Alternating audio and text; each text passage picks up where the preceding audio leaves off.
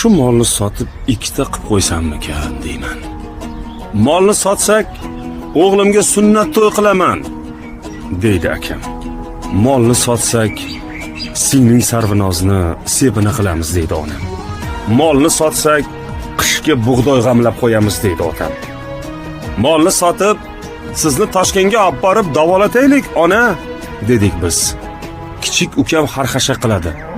Molni sotib, puliga men Target degan maktabda o'qiyman, deydi. Toshlarga so'yladim armonlarimni. Siz nima deysiz? Molni nima qilaylik? Ish qilib, shu mol o'lib netib qolmasin-da. Agar shu mol o'lib qolsa, butun oilamizni rejalari, maqsadlari va umidlari ham o'ladi.